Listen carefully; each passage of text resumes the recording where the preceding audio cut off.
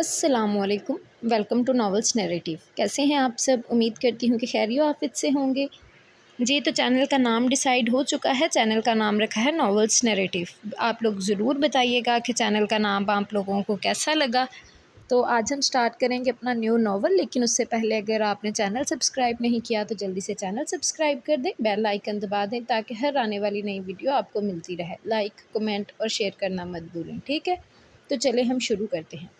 वो 3 दिन की दुल्हन छत पर अकेली खड़ी थी। उसके लंबे और घने बाल कमर तक आए हुए थे। चेहरे और गर्दन पर लंबी खरांचें थी जिनसे रसने वाला खून वहीं जमकर खरीन की शक्ल इख्तियार कर गया था। वो बेख्याल सी आगे बढ़ी और मंदिर से लगी जाली के साथ आ रुकी। अब निगाह के सामने हिल चले हुए हल चले हुए खेत थे। हवा अचानक तेज़ हुई तो सामने शहर जाने वाली तारकोल की सड़क पर गर्दो गुबार बगोलों की सूरत उड़ता नजर आने लगा। घर की चारदीवारी के बाहर मवेशी बंधे थे। हल चले खेत में एक आदमी बगल में कपड़े की पोटली दबाए बीज बो रहा था, जबकि सफ़ेद लिबास में मलबूस एक कद्दावर शख्स मंडर पर खड़ा हाथ उठाकर बीज बोते आदमी से बात कर रहा था। वो कद्दावर शख्स इस छत पर खड़ी दुल्हन का शौहर था। लड़की की निगाह उस पर पड़ी तो एकदम उसका दिल भर आया और जहन पर जैसे कोई हिजान तारी हो गया। वो एकदम चीखी और चीखती चली गई। मंडर पर खड़े आदमी ने कदरे चौंकते हुए पलट कर देखा। कुछ देर छत पर खड़ी रोती लड़की को घूरा, फिर तेज तेज चलता हवेली की जानब आने लगा और हवेली में दाखिल होकर दौड़ता हुआ लम्हों में वो आदमी छत पर उसके रूबरू था। अबीरा, क्या तकलीफ़ है तुम्हें? हाँ बोलो। उसने करीब आते ही उसका बाजू कोहनी से पकड़कर ज़ोरदार झटका दिया था। वो जैसे होश में आ गई और आंसुओं से जलथल आंखों से उसे तकने लगी। क्यों पागल हो रही हो? कैसा लहजा था, कड़ा, बेजार और संगीन। हालांकि कभी यही लहजा शहर टपकाता था। ज़्यादा पुरानी बात भी नहीं थी। नीचे चलो, अब अगर मुझे छत पर नजर आई तो टांगें तोड़ कर रख दूंगा। जारहाना अंदाज में उसे धक्का देकर सीढ़ियों की जानब लाते वो तल्खी से बोला। उसके चेहरे पर कोई नरमी या मुलायमियत नहीं थी। उसामा, मेरी बात का यकीन करें। आपसे मेरी पहली शादी है और मैं बाइस्मत हूँ। आपको उसके फौलादी हाथ के जन्नाटेदार थप्पड़ ने उसकी बात मुकम्मल नहीं होने दी। बकवास बंद रखो अपनी। मैंने तुमसे कोई वजाहत नहीं मांगी है, समझी? वो हलक के बल चीखा था। अबीरा ने गंग होते हुए फटी आंखों से उसे देखा। वो कुछ नहीं बोल सकी थी। खिड़की का पर्दा हटाकर उसने पटवा किया तो हवा का एक बस्ता झोंका उसके बालों को छूता कमरे में फैल गया। बाहर हर सू बर्फ़ की सफ़ेद चादर बिछी हुई थी। बुलंदो बाला पहाड़, सरों का दरख्त, सड़कों के सरमईपन को भी बर्फ़ की सफ़ेद चादर ने ढांप रखा था। फ़िज़ा में खामोशी और उदासी का रंग गालिब था, या उसे महसूस हो रहा था। कमरे के आतिशदान में आग रोशन थी, मगर उसके अंदर जैसे कोई ग्लेशियर जमा हुआ था। नया ठिकाना, वो नए लोग और उस पर धोखा। वो जितना सोचती उस कदर मुस्तरिब हो जाती थी। गो के इस धोखे और फ़रेब का कभी हिस्सा नहीं बनी थी, मगर ज़मीर ज़िंदा हो तो इस तरह अपनों की बदअमाली पर भी नसीब हुआ करता है। मान उसकी निगाह एकदम एक मंजर पर ठहर गई। भरी यकबस्ता सुबह के मलजगे उजालों में जैसे एकदम सूरज की सुनहरी किरणें हर सू जगमगाने लगी थी। वो जो कोई भी था, ट्रैक सूट में सड़क किनारे चलते हुए अचानक गुलाब के कुंज के पास रुक गया था। झुककर गुलाब की आज खिली कली को तोड़ता हुआ वो इस सारे माहौल में एकदम खूबसूरत इजाफे का सबब बन गया था। कुछ मंजर बिलाशुबा अपने अंदर तलस्मी कशिश रखते हैं। वो भी बेखुद इसी मंजर में खो गई थी। वो अपने ध्यान में था। गुलाब की याद खिली कली हमरा लिए आगे बढ़ गया। वो तब चौंकी जब हंसी की आवाज़ सुनी। हैरानी से पलटने पर सारा को रूबरू पाकर उसके हलक तक कड़वाहट घुल गई थी। बहुत हैंडसम है ना? मोहतरम यहाँ के मशहूर बिजनेसमैन हैं। इस मरतबा हमारा शिकार यही होगा। सारी मालूमात ले चुकी हैं मॉम। सीने पर हाथ बांधे सारा बहुत जोश से इत्तला फ्राहम कर रही थी। अबीरा का दिल धक से रह गया, बल्कि अना ने तो उस पर अपने हुस्ने जहाँ सोस के डोरे भी डालने शुरू कर दिए हैं। अबीरा ने होठ बींच लिया और कोशिश की कि चेहरे से कुछ अखज़ ना होने पाई। कुछ काम था तुम्हें मुझसे? उसने नरूठेपन की इंतहा कर दी, जब भी सारा के चेहरे पर तौहीन के एहसासात से आग भड़क उठी थी। मॉम का मैसेज है तुम्हारे लिए। इस पढ़ाई को अब ख़त्म करो और धंधे में हाथ बटाओ। आजकल वैसे भी बड़ा मंदा चल रहा है। ये तीसरा ठिकाना बदल लिया है, मगर कोई शिकार नहीं फंसा। तो ये मेरा मसला नहीं है। अबीरा ने किसी कदर नागवारी का इजहार किया। ہاں تمہارا مسئلہ کیوں ہوگا، تم تو بس عیش کرنے دنیا میں آئی ہو، بکاؤ مال تو ہم ہیں نا، پیسہ بنانے کی مشین۔ سارا تنفر سے بولتی چلی گئی، گویا اس گناہ آلود زندگی کا احساس ندامت بن کر انہیں بھی کچوکے لگاتا تھا۔ تو نہ بنو مشین، نے کس نے فورس کیا ہے؟ جو کچھ کر رہی ہو اپنی مرضی سے کرتی ہو، بغیر لگی لپٹی رکھے ابیرہ نے اسے سنانا شروع کیا۔ سارا کو تو جیسی آگ لگ گئی۔ شٹ اپ، تمہیں کوئی حق نہیں پہنچتا میری انسلٹ کرنے کا، سمجھی؟ میں بھی تمہاری انسلٹ نہیں کر رہی، حقیقت بیان کر رہی ہوں۔ یہ الگ بات ہے کہ حقیقت بہت شرمناک ہے۔ ابیرہ کے لہجے میں نہ صرف تعصب تھا بلکہ تضحیک اور حقارت بھی تھی۔ سارا اسے دیکھتی رہ گئی۔ تم بھی کوئی شریف زادی نہیں ہو، اسی سسٹم کا حصہ ہو، وہ چیخ پڑی تھی۔ ابیرہ کا چہرہ دھواں دھواں ہو کر رہ گیا۔ یہی بد نصیبی ہے میری، مگر یاد رکھنا میں تمہاری طرح اس گندگی میں نہیں رہوں گی۔ ابیرہ نے خود پرسکون رہتے ہوئے سارا کو آگ لگا دی تھی۔ غصے میں بے قابو ہوتی وہ اس پر جھپٹ پڑی تھی۔ اگلے لمحے دونوں گتھم گتھا ہو چکی تھی۔ ان کی چیخوں کوسنوں کی آواز پر دوسرے کمرے سے موم، انا اور اینا دوڑتی ہوئی وہاں پہنچی تھی۔ انہیں ایک دوسرے کو نوچتے کھسوڑتے اور گالیاں دیتے دیکھ کر موم کو صحیح معنوں میں دچکا لگا تھا۔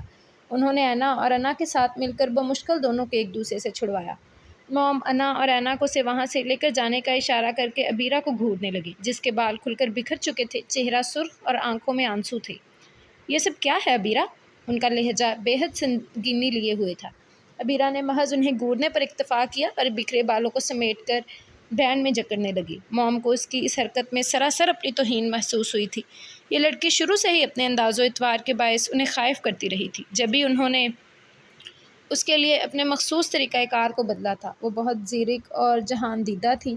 ابیرہ جیسی سرکش گھوڑی کو انہوں نے چابک سے نہیں، پیار کی تھپکی سے قابو کیا تھا، مگر پھر بھی اس کے تیور تیکھے اور انداز نحوت سے بھرا ہوا رہتا تھا۔ وہ ان میں سے کسی سے بھی گھلی ملی نہیں تھی۔ اس نے ہمیشہ اپنی الگ دنیا بسائی تھی۔ وہ پڑھنا چاہتی تھی، موم نے پابندی نہیں لگائی، مگر آئے دن بدلنے والے ٹھکانوں کی وجہ سے انہوں نے بڑی مشکل سے سہی، مگر اس کی ضد کے آگے ہار کر ہی ہاسٹل میں چھوڑا تھا۔ وہ انہیں ہاسٹل میں نہیں آنے دیتی تھی۔ وہ اپنے حلقہ احباب میں انہیں ملوانے سے کیوں گریزاں تھی، وہ جانتی تھی۔ اس کا بس چلتا تو شاید وہ چھٹیوں میں بھی ان کے پاس آتی۔ کیا پوچھا ہے تم سے ابیرہ؟ اب کی مرتبہ انہوں نے اسے ڈانٹا تھا۔ بہتر ہوگا اب سارا سے پوچھ لیں۔ گردن پر پڑنے والی سارا کے ناخنوں کی خراشوں کو دوپٹے سے سہلاتے ہوئے اسے تلخی سے جواب دیا۔ میں تمہاری زبان سے سننا چاہتی ہوں۔ انہوں نے برہمی سے جواب دیا تو ابیرہ نے ہونٹ بھینچ لیے، جبکہ وہ ہنوز منتظر نگاہوں سے اسے تک رہی تھی۔ ابیرہ کو ناچار زبان کھولنا پڑی۔ ہوں، اس کے مختصر ترین جواب پر انہوں نے پرسوچ انداز میں ہنکار بھرا۔ تمہیں اتنا غصہ کس بات کو سن کر آیا، پڑھائی چھوڑنے پر یا دندے میں ہاتھ بٹانے پر؟ سوال ایسا تھا کہ ابیرہ کی گلابی رنگت کچھ اور بھی دہک کر انگارہ ہونے لگی۔ موم، آپ جانتی ہیں مجھے آپ کا یہ طریقہ کار پسند نہیں ہے۔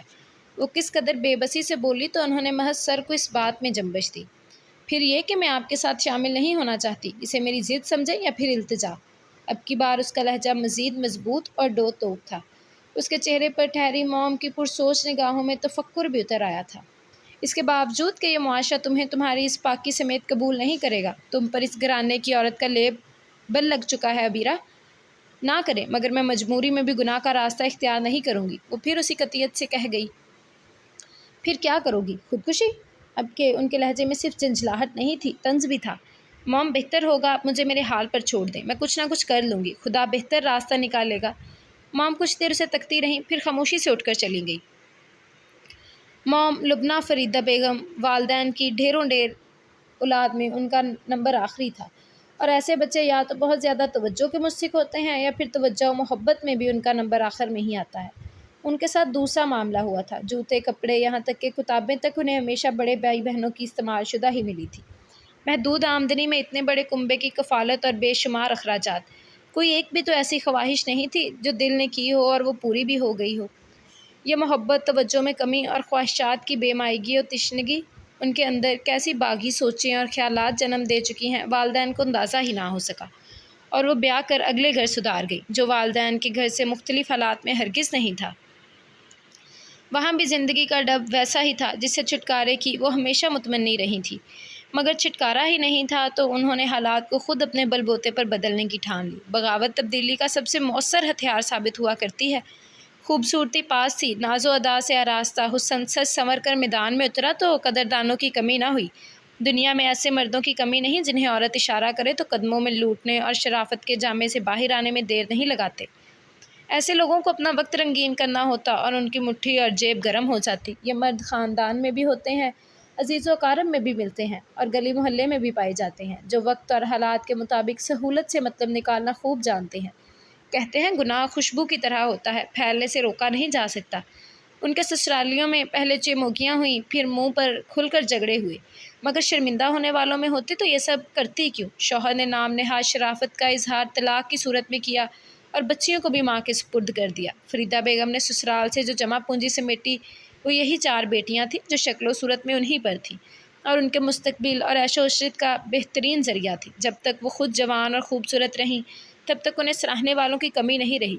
انہی میں سے مسکین صورت آدمی سے نگاہ کر کے انہوں نے اپنے اوپر سے طلاق یافتہ کا لیبل بھی اتار پھینکا اور معاشرے میں بظاہر عزت سے جینے لگی۔ بیٹیاں انہی کی طرح تھیں، طرح دار، حسین اور اداؤں کے ہتھیاروں سے لیس۔ راہ چلتوں کو بھی منٹوں میں اسیر کرنا ان کے بائیں ہاتھ کا کھیل تھا، گو کہ ان کی تربیت ہی اس نہج پر نہیں ہوئی تھی۔ انہوں نے آنکھ کھولتے ہی اپنے گھر کا ماحول بھی یہی دیکھا تھا۔ بس یہ ایک ابیرہ تھی جس کے مزاج اور فطرت کی نیکی اور راستی نے انہیں پریشان کر کے رکھ دیا تھا۔ وہ یہ بھی جانتی تھی معاشرے میں انہیں عزت کی نگاہ سے نہیں دیکھا جاتا۔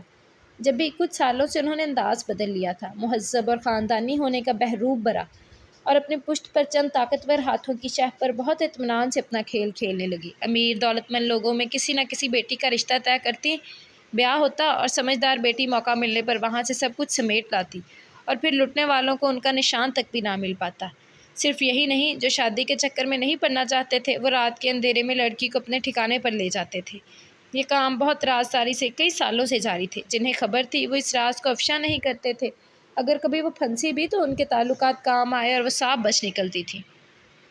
چھوٹی بی بی، آپ کو بیگم صاحبہ یاد کر رہی ہیں۔ وہ اپنا بیگ تیار کر رہی تھی جب ملازمہ دستک دے کر اندر آئی۔ اس کی صبیحہ پیشانی پر شکنیں سی نمودار ہوئی۔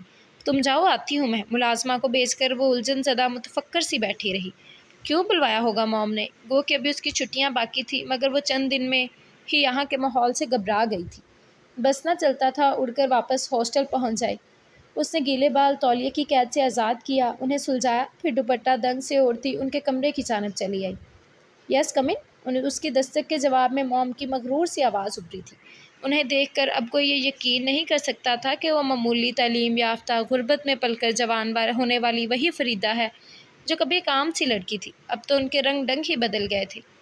بیٹھو۔ اسے اندر داخل ہوتے دیکھ کر وہ جو سیل فون پر کسی سے بہت بے تکلفانہ گفتگو میں مصروف تھیں، الوداعی کلمات ادا کر کے اس کی سمت متوجہ ہوتے ہوئے بولی، آپ نے بلوایا تھا؟ گو کہ وہ اس کی سگی ماں تھی، مگر ابیرہ نے کبھی ان کے لیے اپنے دل میں کوئی جذبہ محسوس نہیں کیا تھا۔ اس کی وجہ واضح تھی، اسے ان کے انداز و اطوار سے ہی نہیں، ان کی گناہ آلود زندگی سے بھی نفرت تھی۔ وہ ان سے شوقی تھی کہ انہوں نے اپنے ساتھ ساتھ اپنی اولاد کی بھی اتباع کر ڈالی تھی۔ ایکچولی یہاں ایک فیملی نے ہمیں اپنے پوتے کی برتھ ڈے پارٹی میں انوائٹ کیا ہے۔ ایسا ہے کہ تم آج شام کی اس تقریب کے لیے انا کے ساتھ جا کر اپنا پارٹی ویئر لے آؤ۔ مگر میں وہاں جانے میں انٹرسٹڈ نہیں ہوں۔ تو انٹرسٹڈ نہ ہونا ایک الگ بات ہے اور کسی کام کو کرنا ایک یکسر الگ بات۔ تم وہاں جا رہی ہو، اٹس مائی آرڈر، اوکے؟ اب وہی کرو جو میں نے کہا ہے۔ ان کے لہجے میں واضح حکم تھا۔ ابیرہ کچھ دیر ہونٹ پیچھے خاموش کھڑی رہی، پھر ایک جھٹکے سے پلٹ کر وہاں سے چلی گئی۔ وہ انا کے ساتھ مارکیٹ نہیں گئی تھی۔ اس کا خیال تھا کہ موم ایک طوفان اٹھائیں گی، مگر اس کے برعکس ان کی خاموشی پر اسے حیرت نے آ لیا تھا۔ یہ حیرت اس وقت اضطراب اور شدید تأسف میں ڈل گئی جب شام میں موم نے اس کا ڈریس لا کر اس کے پاس رکھ دیا تھا۔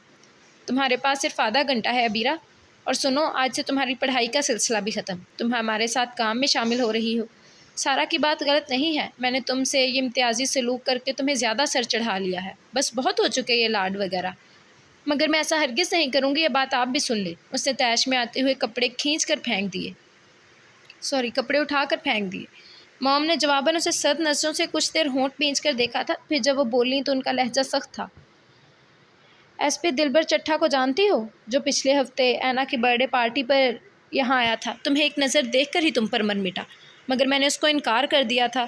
تو وجہ یہی تھی کہ میں تمہیں ہرٹ کرنا چاہتی تھی، نہ ہی ایک دم سے اس راستے پر ڈال دینا۔ میں نے تمہارے لیے صاف ستھرا راستہ چنا ہے، یاد رکھو اگر تم نے اب پھر اکڑ دکھانے کی کوشش کی تو میں آج رات ہی چٹھا کو یہاں بلوا لوں گی۔ ایک رات کے وہ مجھے کم از کم بھی 50,000 ہنس کے دے سکتا ہے، مگر میں یہ سودا صرف ایک رات کا نہیں کروں گی۔ ان کے لہجے کی سنگینی نے عبیرہ کے حواس سلب کر دیے تھے اور چہرہ بالکل فک کر ڈالا۔ نگاہ کے سامنے 60-65 سالہ دلبر چٹھا گھوم گیا جس کی آنکھوں میں وحشت و خباثت تھی۔ عبیرہ سے چند منٹ اس کا سامنا محال ہوا تھا۔ بغاوت، سرکشی و تنفر کے جذبات خوف کی چادر میں جا چھپے۔ اس کی جگہ لاچاری اور بے بسی نے لے لی۔ وہ لڑکھڑاتے قدموں سے پلٹی تو موم کا لایا ہوا ڈریس اس کے ہاتھ میں تھا اور آنکھوں میں بے تحاشا نمی۔ بہت زبردست ارینجمنٹ تھی۔ گھاس و پیڑ پودوں کو زرد سفید روشنی نے بہت دل فریب و خوبصورت تاثر عطا کیا تھا۔ دلکش خوشبوئیں ماحول کا حصہ بنی ہوئی تھیں۔ ایک سائڈ پر کھانے کی ٹیبلز ترتیب سے لگی ہوئی تھیں۔ وسیع رقبے پر پھیلا لان اور سفید سنگ مرمر کی شان سے سر اٹھائے خوبصورت رہائش گاہ اپنے مکینوں کے اعلیٰ ذوق کی غماز تھی۔ لان کے سبزہ زار پر ہی تقریب کا انعقاد تھا جو بہت اعلیٰ پیمانے پر کیا گیا تھا۔ رنگ و بو کا ایک سیلاب گویا وہاں امڑ آیا تھا۔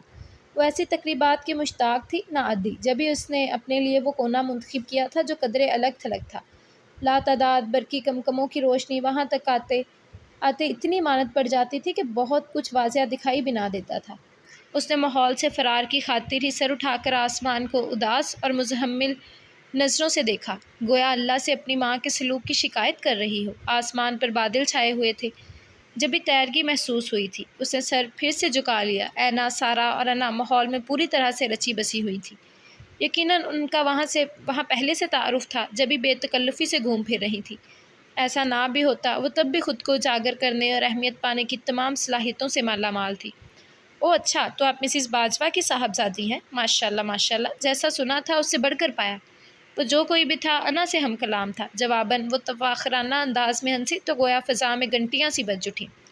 عبیرہ نے چونک کر دیکھا اور کچھ پل کو منجمد ہو گئی تھی۔ وہ وہی نوجوان تھا جسے اس نے کھڑکی سے باہر سڑک پر گلابوں کے کنج کے پاس جھکے دیکھا تھا اور جس کے متعلق سارا نے اپنے ارادے بتلا کر اسے حواس باختہ کر دیا تھا۔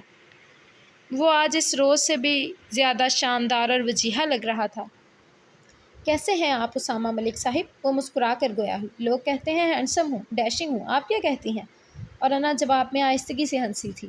ایک بار پھر سماعتوں میں گھنٹیوں کی آواز گونجی۔ اسے اپنی جگہ پر پہلو بدلا تھا۔ آگے پیش آنے والی صورتحال اسے ابھی سے بے چین کر رہی تھی اور وہی ہوا تھا۔ آج آپ کو ایک خاص ہستی سے ملوانا تھا، مائی ینگسٹر سسٹر عبیرہ کمال حسن۔ انا اس کے ہمراہ عبیرہ کے پاس چلی آئی تھی۔ عبیرہ کے چہرے پر گھبراہٹ کا بڑا فطری غلبہ چھایا تھا جس میں بے بسی کے ساتھ کنفیوژن بھی واضح تھی۔ ان سب رنگوں نے مل کر ہی اس کی معصومیت بری خوبصورتی کو انوکھا اور دل نشین سا نکھار بخش دیا تھا۔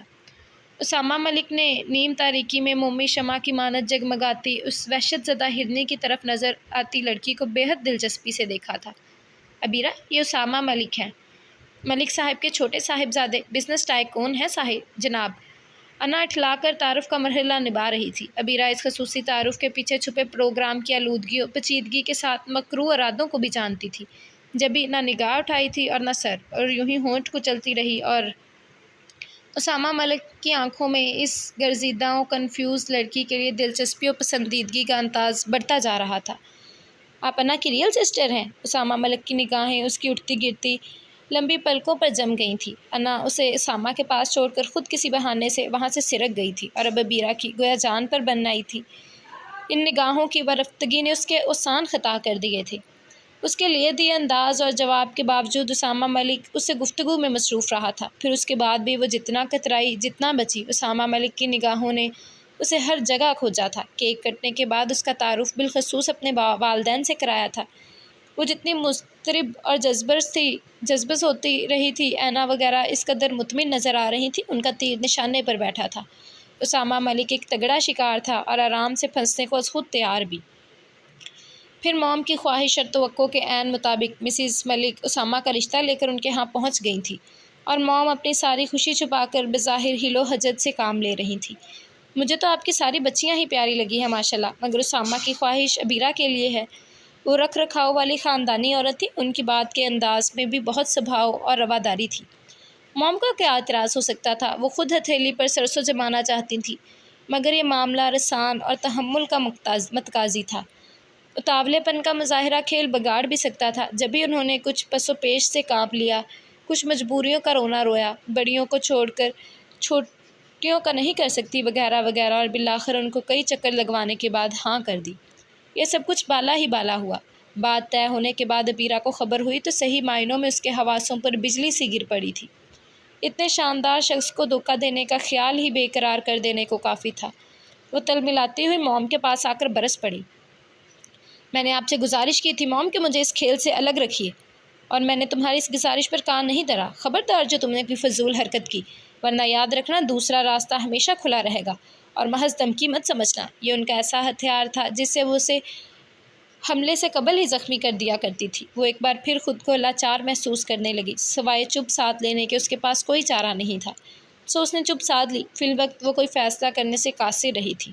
وہ دن بھی آ گیا جب وہ بہا کر اسامہ کے ہمراہ اس کے ویل فرنشڈ گھر میں آ گئی تھی۔ مسز ملک نے بیٹے کے لیے دل کھول کر پیسہ خرچ کیا۔ وہ جوڑا جو اسے نکاح کے موقع پر پہنایا گیا تھا کم و بیش 1 لاکھ کی مالیت کا تھا۔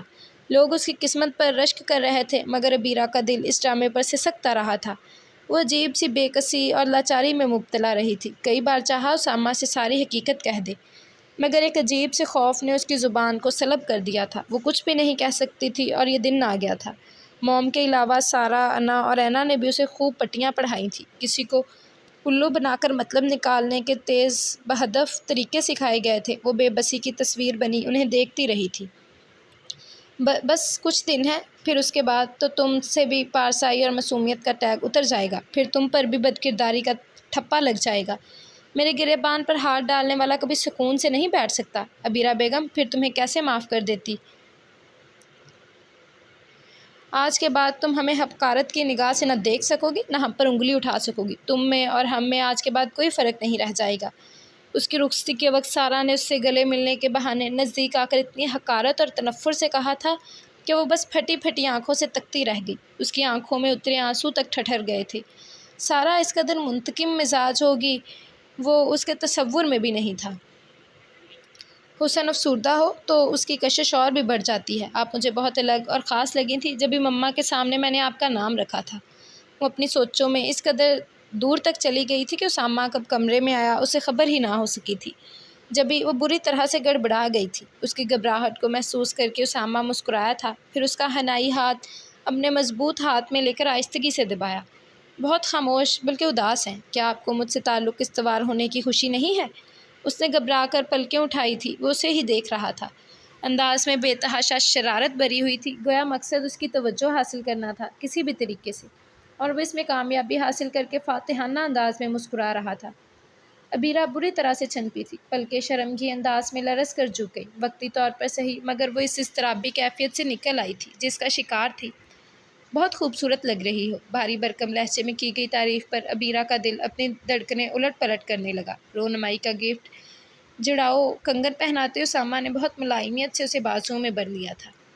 اس ایک رات کا میں نے بہت شدت سے انتظار کیا تھا عبیرہ، تم جانتی ہو۔ جب سے تمہیں دیکھا تھا میں نے صحیح معنوں میں میری نیندیں اڑ گئی تھیں۔ اسامہ کا لہجہ جذبات کی شدتوں سے چور تھا، اور دھیما ہوتا بالآخر سرگوشی میں ڈل گیا تھا۔ عبیرہ کی آنکھیں جانے کس جذبے کے تحت بھر آئی تھیں، بھلا وہ اتنی عزت افزائی اور محبت کے لائق کہاں تھی؟ کیوں رو رہی ہو؟ اسامہ نے اس کے آنسوؤں کی نمی کو محسوس کر کے بے چینی سے سوال کیا تھا۔ عبیرہ نے نگاہ بھر کر اسے دیکھا۔ سیاہ شیروانی میں وہ ہمیشہ سے کہیں بڑھ کر شاندار اور خوبرو نظر آ رہا تھا۔ وہ آنسوؤں کی وجہ پوچھ رہا تھا اور وجہ بتلانے لائق نہیں تھی۔ اس نے ہونٹوں کو باہم بیچ لیا اور رات دھیرے دھیرے بیتتی چلی گئی تھی۔ اگلے دن اسامہ نے اس کا تعارف عبداللہ اور زارا سے کرایا تھا، جو اس کے بڑے بھائی کی اولاد تھے۔ بڑے بھائی شیراز ملک اور ان کی وائف کی روڈ ایکسیڈنٹ میں 2 سال قبل وفات ہو گئی تھی۔ تب اسامہ نے دونوں بچوں کو اپنی سرپرستی میں لے لیا تھا۔ میں چاہتا ہوں عبیرہ تم ان بچوں کی ماں کا کردار ادا کرو، ان سے ویسے ہی محبت کرو جیسے کوئی ماں اپنی اولاد سے کرتی ہے، کرو گی نا؟ اور عبیرہ نے پوری آمادگی کے ساتھ سر اس بات میں ہلا دیا تھا۔ اس ایک رات میں ہی وہ فیصلہ کر چکی تھی کہ وہ اسامہ کو دھوکہ نہیں دے گی، چاہے موم اسے کتنا ہی اکسائیں۔ وہ اسامہ کو خود مناسب الفاظ میں اپنی صفائی پیش کر سکتی تھی، وہ اسے درخواست کر سکتی تھی وہ اسے ان غلط لوگوں سے بچا لے۔ صبح نماز کے بعد دعا میں بھی اس نے رب کریم سے یہی التجا کی تھی، اور اسے پورا یقین تھا کہ خدا اس کی فریاد کو رد نہیں کرے گا۔ اپنے راستوں پر چلنے والوں کا وہ خود مددگار ہو جایا کرتا ہے۔ بلا شبہ رسم کے مطابق ساما اسے موم کی طرف ملوانے کو لایا تو اس کے انداز میں واضح بے دلی تھی۔ موم نے اس سے نگاہوں میں کچھ سوال کیے تھے، مگر وہ نظریں چرا گئی تھی اور موم اتنی جذبز ہوئیں کہ اپنی جگہ پر پہلو بدل کر رہ گئی، جب بھی انہوں نے بہانے سے اسے وہاں سے ہٹا دیا تھا۔ ابیرہ بیٹا دیکھنا ذرا، اینا نے ابھی تک چائے کیوں تیار نہیں کروائی؟ وہ جانتی تھی بات بنتی نہ دیکھ کر انہوں نے اسے سمجھدار اور عیار بیٹیوں کے نرغے میں دیا ہے، جو لازماً اس سے اصل بات اگلوائیں۔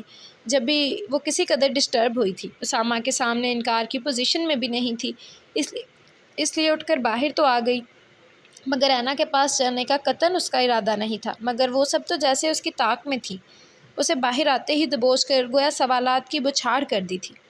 کیا کچھ ہاتھ آ گیا؟ تم نے اس کی جائیداد اور بینک بیلنس وغیرہ کی معلومات لی ہیں؟ اسامہ نے رونمائی میں کیا دیا؟ وہ ساتھ لے آنا تھا، ظاہر ہے قیمتی چیز ہوگی، زیور بھی کسی بہانے سے اٹھا لاتی، اسی طرح تو کرنا ہوتا ہے، کیا پتہ تم کتنی دیر وہاں ہو۔ وہ لاتعلق بنی ہونٹ نیچے سلگتی آنکھیں جھکائے کھڑی رہی، گویا تہیہ کر لیا تھا ان کی کسی بات کا جواب نہیں دینا، جبھی سارا کو جیسے آگ لگ گئی تھی۔ تم ہمارے ساتھ ہاتھ نہیں کر سکتی، یاد رکھو تم ہر لحاظ سے ہمارے رحم و کرم پر ہو، تمہاری حیثیت بہرحال کسی کٹ پتلی سے زیادہ نہیں ہے جس کی ڈور ہمارے ہاتھ میں ہے۔ پارسائی کا ڈرامہ رچانے کی ضرورت نہیں، بس جتنی جلدی ہو سکے اپنا مقصد حاصل کرو، ہم زیادہ انتظار نہیں کر سکتے۔ اور سنو، کوشش کرنا اس اسامہ سے دور رہنے کی، ایسا نہ ہو کہ وہاں سے لوٹو تو اس کے بچے کی زنجیر تمہارے قدموں میں پڑ چکی ہو۔ ابارشن وغیرہ کے جدید طریقے کے باوجود فیگر کا ناس ہو جایا کرتا ہے، تم سمجھ رہی ہو نا میں کیا کہہ رہی ہوں؟ سارا نے غصے میں اسے گھورتے ہوئے ٹہوکا دیا تھا۔ وہ پتھر کی مورتی کی طرح بے تاثر نظروں سے اسے تکے جا رہی تھی۔ موم چائے کا کہہ رہی ہیں؟ کچھ دیر بعد وہ بولی تو اس کا لہجہ اس کے چہرے کی طرح سپاٹ تھا، یوں جیسے ان کی کسی بات کو سرے سے سنا ہی نہ ہو۔ اپنی بات مکمل کر کے وہ ان کی تلملاہٹ دیکھنے کو رکی نہیں تھی، پلٹ کر کچن سے نکلی تو اسامہ کو دروازے کے باہر موجود پا کر اسے لگا تھا کسی نے یک لخت زمین اس کے قدموں تلے سے کھینچ لی ہو۔ کون ہو تم؟ میں صرف سچ سننا چاہوں گا، یاد رکھنا اگر تم نے غلط بیانی کی تو میں تمہیں زندہ زمین میں گاڑ بھی سکتا ہوں۔ اس کا چہرہ اسامہ کے سخت ہاتھوں کی بے رحم گرفت میں تھا، وہ لہجہ اتنا شفاف و سنگین تھا جبکہ چہرے کے تنے ہوئے عضلات اس کے قہر و غضب کے گواہ تھے۔ ابیرہ کی تو اسی وقت روح قبض ہو گئی تھی، گویا جب اس نے کچن کے باہر اسامہ کو موجود پایا تھا، وہ بے قصور ہوتے ہوئے بھی اس کے عتاب کا نشانہ بننے کو رہ گئی تھی۔ اسے واپس لے کر آیا تو بیڈ روم میں آنے تک پتہ نہیں کیسے خود پر ضبط کے کڑے پہرے بٹھائے رکھے تھے۔ اس کے بعد وہ کوئی وحشی جنونی انسان تھا جو ابیرہ کے منہ سے آہوں اور کراہوں کی صورت نکلتے سچ پر آپے سے باہر ہوتا اسے تشدد کا نشانہ بناتا رہا تھا۔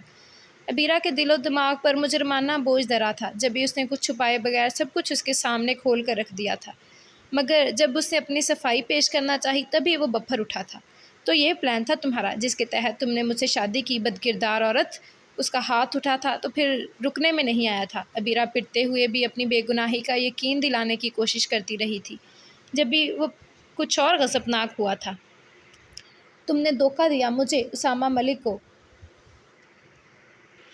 How dare you! وہ جیسے توہین سے پاگل ہو رہا تھا۔ نہیں، میں تو آپ سے شادی بھی نہیں کرنا چاہتی تھی۔ بکواس بند کرو فحاشہ عورت! تم اگر ان کے پلان میں شامل نہ ہوتی تو اس طرح سج دھج کر مجھے الجھانے کیوں آتی؟ اور میں کتنا احمق تھا، کتنی آسانی سے تمہاری جال میں پھنس گیا۔ وہ دانت بھینچ کر گررایا۔ ابیرہ اس کی وحشت کے آگے سر آسماں ہونے لگی۔ وہ کتنی دیر جیسے خود ہی ہونٹ بھینچ کر اور ٹہل کر اپنا غصہ ضبط کرتا رہا تھا، پھر پلٹ کر باہر نکل گیا تھا۔ ابیرہ وہیں بیٹھ کر سسکنے لگی۔ اس کے ہونٹ کے زیریں کنارے سے خون جاری ہو گیا تھا، گردن پر گہری خراشیں تھیں جو اسامہ کے تشدد کا نتیجہ تھی۔ اس کی یہ سراسمگی ابھی اسی طرح اسے گھیرے ہوئے تھی جب وہ پھر اس کے پاس چلا آیا تھا۔ اٹھو، اسی وقت میرے ساتھ چلو، اس نے ابیرہ کے پاس رک کر اسے ٹھوکر مارتے ہوئے کہا۔ وہ پہلے ٹھٹکی، پھر سخت وحشت زدہ سی ہوگی۔ کہاں؟ آپ کہاں لے کر جائیں گے مجھے؟ کتنا خوف تھا اس کی نگاہوں میں۔ جواب میں اسامہ کی آنکھوں میں صرف قہر نہیں اترا تھا، تضحیک بھی در آئی۔ تم ہو اس قابل کہ میں تمہیں اپنے ارادے بتاؤں؟ ہاں؟ وہ آنکھیں نکال کر گرایا اور ابیرہ شرم سے گھڑنے لگی۔ پھر وہ ایک لفظ نہیں بولی تھی اور اگلے چند گھنٹوں میں وہ اس حویلی میں آ گئی تھی جہاں اس کی حیثیت شاید ملازماؤں سے بھی بدتر تھی یا پھر کسی قیدی کے جیسی۔ وہ اپنے مستقبل اور سزا کے متعلق فی الحال آگاہ نہیں ہو سکی تھی۔ اسے قسمت سے شکوہ نہیں تھا، اکثر والدین کی غلطی کا خمیازہ اولاد کو بھگتنا پڑتا ہے۔ یہ تمہارے کرتوتوں کی بہت معمولی سزا ہے۔ میں چاہتا تو تمہیں پولیس کے حوالے بھی کر سکتا تھا، مگر میں بغیرت نہیں ہوں۔ جیسے بھی صحیح، مگر تم میری بیوی بن چکی ہو، اس بھول میں بھی مت رہنا کہ میں تمہیں طلاق دوں گا تاکہ تم پھر سے گل چھڑے اڑانے لگو۔ یہ ہے وہ جگہ جہاں تمہیں اپنی زندگی کے باقی ماندہ دن گزارنے ہیں۔ اسے حویلی کے جس کمرے میں لے کر آیا تھا اس میں زندگی کی ہر سہولت تھی، مگر باہر کی دنیا سے رابطے کو ایک کھڑکی تک نہیں تھی۔ دوسرے لفظوں میں اسے زندان میں ڈال دیا گیا تھا۔ جو کچھ تم نے کیا اس کے بعد اگر میں تمہیں قتل بھی کر دیتا تو یہ تمہاری گناہ آلود زندگی پر احسان ہوتا، مگر میں تمہارے گندے خون سے اپنے ہاتھ نہیں رنگنا چاہتا تھا۔ کتنی حقارت تھی ان آنکھوں میں جس میں عبیرہ نے کبھی اپنی محبت کے سنہرے رنگ اترتے دیکھے تھے۔ اس نے آنسوؤں سے چمکتی آنکھوں کو جھکا لیا۔ اس موقع پر کچھ کہہ کر وہ اس کے غصے کو ہوا نہیں دینا چاہتی تھی، پھر اسے چھوڑ کر خود واپس چلا گیا تھا۔ عبیرہ کے لیے زندگی جتنی بھی تنگ ہوئی تھی مگر ضمیر پر کوئی بوجھ نہیں تھا۔ وہ مطمئن تھی خدا کے ہاں اس کی دعائیں مستجاب ٹھہری تھیں اور اسے گناہ سے آلودہ راستوں سے بچا لیا گیا تھا۔ دلہن کہاں ہے؟ اسامہ ابھی آفس سے واپس آ کر بیٹھا ہی تھا جب مسز ملک نے اس کے پاس آ کر حیرانی سے پوچھا۔ اسامہ نے انہیں بھی اس معاملے کی ہوا تک نہیں لگنے دی تھی۔ وہ اتنا انا پرست تھا کہ سگی ماں کے آگے بھی بیوی کی بدکاری کو کھول کر نہیں رکھ سکا تھا۔ سبکی کا احساس اسے ہر وقت کچوکے لگایا کرتا تھا۔ یہ خیال کہ اسے کتنی آسانی سے ٹریپ کر لیا گیا تھا اسے اکثر جنون سے دوچار کرنے لگتا۔ عبیرہ کو گاؤں والی حویلی میں چھوڑنے کے بعد اس نے اپنا اثر و رسوخ استعمال کرتے ہوئے عبیرہ کی ماں اور بہنوں کو حوالات میں بند کروا دیا تھا۔ اس کا ارادہ ان کے خلاف تمام ثبوت اکٹھے کر کے سخت سزا دلوانے کا تھا، مگر بزنس کے سلسلے میں اسے کچھ دنوں ملک سے باہر جانا پڑا تھا۔ اس کی عجلت اور کوشش کے باوجود یہ ٹور طوالت اختیار کر گیا تھا۔ واپس آنے پر سب سے پہلی اطلاع اسے ان عورتوں کی رہائی اور پھر اس علاقے سے بھی روپوش ہونے کی ملی تو سوائے کف افسوس ملنے کے وہ کچھ نہیں کر سکا تھا۔ اس کے بعد اسے فوری طور پر عبیرہ کا خیال آیا تھا، کہیں وہ بھی اپنی شاطرانہ فطرت کی بدولت اس کے ملازموں کو ڈانٹ دے کر فرار نہ ہو گئی ہو۔ اس خطرے کے پیش نظر اسامہ نے حویلی رابطہ کیا تھا۔ ملازمہ سے بات چیت کر کے عبیرہ کی طرف سے خیر کی خبر سن کر قطرے اطمینان نصیب ہوا، مگر مما کے سوال نے اسے پھر جذبر کر دیا تھا۔ آپ بولتے کیوں نہیں اسامہ؟ میں تو سمجھی آپ عبیرہ کو اپنے ساتھ لے کر گئے ہو۔ اگر وہ آپ کے ساتھ نہیں گئی تو پھر کہاں ہے؟ مسز ملک سوال پر سوال کر رہی تھی۔ اسامہ کے چہرے کے عضلات تناؤ کا شکار ہو کر رہ گئے۔ مر گئی ہے وہ، آپ آئندہ اس کا تذکرہ نہیں کریں گی، اوکے؟ اس نے سرخ آنکھوں سے انہیں دیکھتے ہوئے کہا اور ایک جھٹکے سے اٹھ کر وہاں سے چلا گیا۔ مسز ملک حیران پریشان سی کھڑی رہ گئی۔ یہاں عبیرہ کی فیملی کے متعلق بھی عجیب و غریب باتیں سننے کو ملی تھی کہ پولیس ان عورتوں کو پکڑ کر تھانے لے کر گئی تھی۔ مسز ملک اگلے دن صورتحال جاننے کو وہاں پہنچی تو وہاں وہ ملازمہ ملی تھی جو صفائی ستھرائی پر مامور تھی۔ اسی سے مسز ملک کو بس اتنا پتہ چل سکا تھا کہ وہ تینوں لڑکیاں اور ان کی ماں آج صبح ہمیشہ کے لیے وہاں سے جا چکی تھی۔ تب مسز ملک کی پریشانی گھبراہٹ میں بدل گئی تھی۔ کہاں چلی گئیں؟ مطلب کچھ پتہ ہے تمہیں؟ انہوں نے مضطربانہ سوال کیے تھے۔ جواب میں ملازمہ نے رازداری سے ان کے نزدیک ہو کر جو کچھ کہا تھا وہ انہیں پریشان کر گیا تھا۔ ملازمہ کے مطابق بیٹیوں کے ذریعے مالدار لوگوں کو لوٹنا ان کا پیشہ تھا۔ ملازمہ ان سے ہمدردی بھی کرتی رہی تھی۔ آپ کو رشتہ کرنے سے قبل اچھی طرح چھان بین کرنی چاہیے تھی بیگم صاحبہ، مگر وہ لوگ اس طرح کے لگتے تو نہیں تھے، تمہیں یقیناً غلط فہمی ہوئی ہوگی۔ انہوں نے اپنے تئیں بات ختم کر دی تھی، مگر بات ختم نہیں ہوئی تھی کہ پھر یہ بات انہوں نے ملازمہ کے علاوہ دیگر لوگوں کے منہ سے بھی سنی تھی۔ معزز بیگمات باقاعدہ ان سے افسوس کرنے آئی تھی اور نہ کردہ گناہوں کی ایک طویل فہرست عبیرہ کے خاندان سے منسوب ہوتی چلی گئی تھی۔ مسز ملک اپنے طور پر یہ فیصلہ کر چکی تھی کہ عبیرہ کو اسامہ سے طلاق دلوا کر فارغ کرنے کا۔ اس نے نماز کے بعد دعا کو ہاتھ بلند کیے تو پلکوں پر آنسو جگنو بن کر چمکنے لگے تھے۔ یہ جو کچھ ہوا تھا وہ اس پر شوق نہیں تھی، مگر کبھی کبھی دل بھرانے سا لگتا تھا۔ یہاں کرنے کو اس کے پاس کچھ نہیں تھا اور فراغت اسے پاگل بنانے کو کافی تھی۔ تب اس نے اپنی وحشت سے گھبرا کر رب سے لو لگا لی تھی، اللہ جو دلوں کے بید سے آگاہ ہے، وہ تو اس صورت میں بھی اپنے بندے کا منتظر رہتا ہے اگر وہ گنہگار ہو، وہ تو پھر بے قصور تھی۔ اللہ کی یاد سے دل کو سکون دینا چاہا تو جیسے ہر غم سے آزاد ہو گئی تھی۔ پہلے جو ہر وقت دل کو دڑکا لگا رہتا تھا اسامہ کے کسی بھی انتہائی فیصلے کا، اب اس سے بھی گویا چھٹکارا مل گیا تھا۔ دروازہ کھلنے کی آواز پر اس کے سکون میں فرق نہیں آیا۔ ملازمہ جس کے ذمے اس کا کھانا پہنچانا تھا وہ اس کے دروازے کی چابی کی بھی مالک تھی۔ اس سے سکون سے دعا مانگی تھی، پھر منہ پر ہاتھ پھیر کر اٹھتے ہوئے جائے نماز طے کرنے لگی۔ سلیقے سے اوڑے دوپٹے کے ساتھ اس نے جیسے ہی رخ پھیرا، نواڑی پلنگ کی بیک سے ٹیک لگائے اپنی ہی سمت متوجہ اسامہ کو روبرو پا کر وہ اپنی جگہ جیسے ساکن کھڑی رہ گئی تھی۔ اسامہ نظریں اسی پر جمائے اٹھ کر اس کے نزدیک آ گیا۔ ابیرہ کی نظریں نہیں جھکی، دل بھی دھڑک اٹھا۔ بہت اچھا کر رہی ہو، خدا سے معافی مانگ کر اپنے گناہ بخشوا رہی ہو، مگر یاد رکھنا میں کبھی تمہیں معاف نہیں کروں گا۔ سگریٹ ہونٹوں سے نکال کر جوتے تلے مسلتے ہوئے اس نے سرد آواز میں جتلایا۔ ابیرہ نے جواب میں چپ سادے رکھی تو اسامہ کو اس کا یہ سکوت زہر آلود کرنے لگا۔ کیا ثابت کرنا چاہتی ہو تم کہ میری باتوں سے تمہیں کوئی فرق نہیں پڑتا؟ اسامہ نے گھراتے ہوئے ایک دم اس کی گردن دبوچ لی تھی۔ ابیرہ اس کی گرفت میں زور سے پھڑپھڑائی۔ مجھے معاف کر دیں اسامہ، میں بکواس بند رکھو، سمجھی؟ اس نے نفرت زدہ انداز میں اسے جھٹک دیا تھا۔ وہ صوفے پر جا کر گری، سر صوفے کے ہتھے سے جا لگا تھا۔ زمین آسمان جیسے اس کی نسوں میں گھوم گئے تھے، مگر آزمائش ختم نہیں ہوئی تھی۔ ساجدہ بتا رہی تھی تم پریگننٹ ہو، بتایا کیوں نہیں تم نے مجھے؟ وہ کڑے تیوروں سے اسے گھور رہا تھا۔ ابیرہ کے اوسان خطا ہونے لگے۔ وہ کہہ نہیں سکی اس نے ایسا کوئی اختیار دیا تھا اسے، نہ سہولت، مگر زبان تو جیسے گنگ تھی، خوف سے، مجبوریوں سے۔ مجھے یہ بچہ نہیں چاہیے، سن رہی ہو تم؟ جہنم واصل کرو اس گناہ کی پیداوار کو۔ جی؟ ابیرہ کی آنکھیں حیرت و خوف سے پھٹ سی گئی۔ اسامہ کے تاثرات مزید خوفناکی سمیٹ لائے تھے۔ ایسے کیا دیکھ رہی ہو؟ مجھے جیسے بہت بڑا کارنامہ انجام دیا ہو، وہ دانت بھینچ کر بولا تھا۔ اس کے لہجے میں ایسی تپش تھی جس کی آنچ روح تک سلگا رہی تھی۔ یہ ناجائز بچہ نہیں ہے کہ میں اسے ضائع کروا دوں، اور اس کی بات اسامہ کے اٹھے ہوئے ہاتھ کی بدولت ادھوری رہ گئی تھی۔ اس کا ہاتھ اس انداز میں ابیرہ کے چہرے پر پڑا تھا کہ اس کے ہونٹ اور ناک سے ایک ساتھ خون چھلک پڑا تھا، مگر اسامہ کی آنکھوں سے پھر بھی نفرت کی چنگاریاں سی پھوٹ رہی تھیں۔ مجھے سبق پڑھانا چاہتی ہو؟ مجھے؟ بدبخت عورت، کیا سمجھتی ہو خود کو؟ مجھے کیا پتہ مجھ تک آنے سے قبل تم کتنے مردوں کے دل بہلانے کا کام کر چکی تھی۔ یہ کس کا گناہ ہے جسے تم میرے سر تھوپنا چاہتی ہو؟ تم جیسی بدکماش عورتوں کی سب ہتھ کنڈوں سے بخوبی آگاہ ہوں میں۔ اس کا لہجہ اس کی نظروں سے زیادہ شدید اور بے لحاظ تھا۔ ابیرہ گھال پر ہاتھ رکھے کچھ دیر اسے دیکھتی رہی تھی، پھر جانے کیا ہوا تھا، وہ خوف و بے بسی جیسے کہیں گم ہو گئی۔ اس کی جگہ طیش اور غیظ و غضب نے لے لی تھی۔ کوئی بجلی سی چمکی تھی اور اس نے آگے بڑھ کر اسامہ کا گریبان پکڑ لیا تھا۔ کیا سمجھتے ہو تم خود کو کہ بہت پارسا ہو اور میں بد کردار عورت ہوں؟ ہاں، میں نے بتایا تمہیں، اپنی صفائی بھی دی۔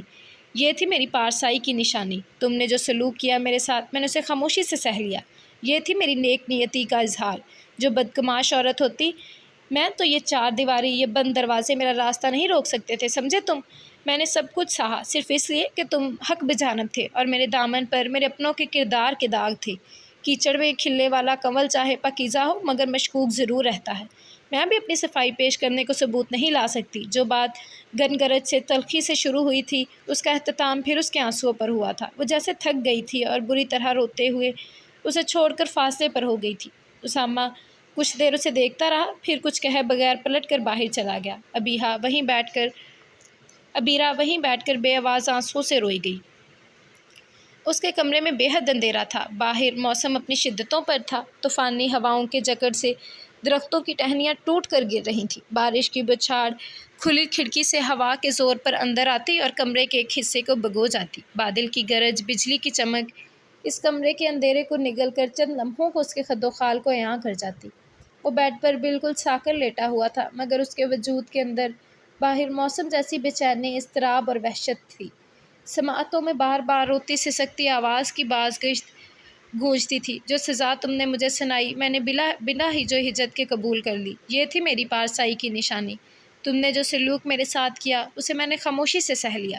یہ تھی میری نیک نیتی کا اظہار۔ جو بدگماش عورت ہوتی تو میں یہ چار دیواری، یہ بند دروازے میرا راستہ نہیں روک سکتے تھے۔ اسامہ نے اپنی جگہ اضطراب کی کیفیت میں پہلو بدلا اور چہرے کا رخ پھیر کر کھڑکی کے باہر دیکھا۔ اس کا ذہن بہکا تھا اور وہ منظر روشن ہونے لگا جب اس نے پہلی بار اس لڑکی کو دیکھا تھا۔ ہر انداز میں گریز، چاہے وہ جھکتی پلکیں ہوں یا پھر اس کے سامنے اور توجہ پر کنفیوژن میں ہونٹوں کو دانتوں سے کچلنا۔ شادی کی رات بھی اس کی حیا آمیز گھبراہٹ زدہ انداز میں اتنا فطری تاثر تھا کہ وہ انداز از خود اس کی پارسائی و پاک دامنی کی گواہ بن گئے تھے۔ کیا وہ سچ کہہ رہی تھی؟ مگر کیسے؟ اتنی بری اور غلط عورتوں کے درمیان وہ خود کیسے انچھوئی رہ گئی؟ اس نے خود سے سوال کیے تھے اور بالکل بے چین سا ہو کر ٹہلنے لگا۔ سگریٹ کے کش لیتے، دھواں بکیرتے وہ صرف اسے ہی سوچتا رہا۔ اس میں شک نہیں تھا کہ وہ اس سے محبت کرنے لگا تھا۔ یہی محبت اسے دل میں گنجائش رکھنے اور درگزر کرنے سے درگزر سے کام لینے پر اکسا رہی تھی، مگر اس کی میل ایگو کو یہ بات ہرگز بھی گوارا نہیں تھی کہ اس کی بیوی کا کردار داغدار ہو، چاہے محبت سے ہی، مگر وہ اپنی شریک حیات کو اس کی بد کرداری کے ساتھ قبول کرنے کا حوصلہ خود میں نہیں پاتا تھا۔ وہ اتنی مطمئن کیوں تھی؟ اسے تو اس قید خانے میں پاگل ہو جانا چاہیے تھا، مگر اس کے برعکس وہ ریلیکس نظر آتی تھی۔ کیا یہ بھی ڈرامہ ہے، محض مجھے مزید دھوکہ دینے کو؟ اس نے ایک نئی بات سوچی اور دماغ کی رنگیں کھنچتی ہوئی محسوس کرنے لگا۔ اگر تم غلط ہو، قصوروار ہو، تو میں تمہیں معاف نہیں کروں گا، یہ طے ہے، چاہے مجھے اپنے دل کو خود اپنے پیروں تلے کیوں نہ کچلنا پڑ جائے۔ اسے سوچا تھا اور جیسے حتمی فیصلہ کر کے کسی قدر مطمئن ہوا تھا۔ ایک ہفتہ بعد وہ پھر اس کے سامنے بیٹھا تھا۔ پچھلی بار اس کو روبرو پا کے ابیرہ کے چہرے پر پہلے حیرت اتری تھی، پھر خوف۔ البتہ اسے وہاں نارمل انداز میں چلتے پھرتے، سوتے اٹھتے دیکھ کر جو چیزیں اس نے سب سے زیادہ شدت سے نوٹ کی تھی وہ اس کا اطمینان، یعنی وہ اس ماحول سے، اس سزا سے پریشان تھی، نہ ہی وحشت زدہ۔ اس کے برعکس اس کے چہرے پر ایک ٹھہراؤ، ایک سکون تھا۔ اسی سکون نے اسامہ کے اندر سب سے زیادہ سوال اٹھائے تھے۔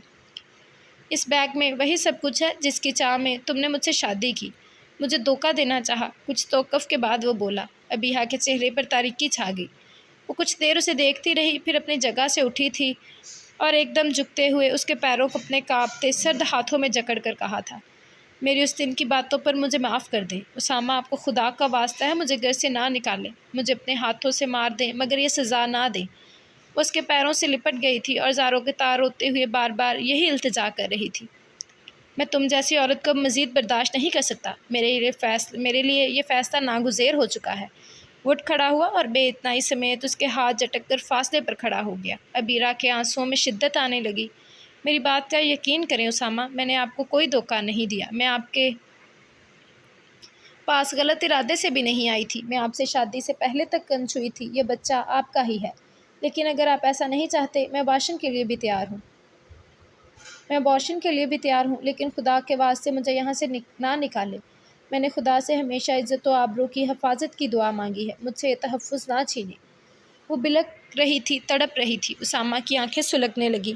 تم جھوٹی ہو، دغا باز ہو، تم اگر ایسی نہ ہوتی تو اس تقریب میں مجھ پر ڈورے ڈالنے نہ آتی۔